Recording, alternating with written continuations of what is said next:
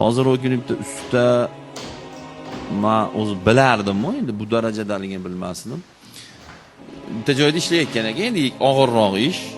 Siz hunar olmaganmisiz desam, "Ya hunarim bor, ustaman" dedi. Uy ustasi bunaqa devorni uy qurar ekan xullas. Zo'r-ku. Shunday hunarist turib to'g'risidan bu ish bo'lmaydi erkak kishiga. Qilmang buni desam, qoraga ustachilikni bezillab tashadim deyapti. Bezillaganimdan tashadim bu ishni deyapti. Keyin usta bo'lganim uchun o'zim bilaman, ustachilik yengil kasb emas. Men o'zim devor, beton, tom, patolog, eshik, rom qilgan bolaman men. Yaxshi bilaman ustachilik qiyinligini. Qiyin bo'ldimi desam, yo'q deyapti. Ishlagan joylarimizdan haqlarimizni ololmayapmiz deyapti.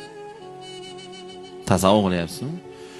Hozir o'sha yerda kuniga necha pul topasiz? 100 ming, 120 ming deyapti o'sha ishda. Hisoblasam 3,5-4 million ekan desam, ha deyapti. Bu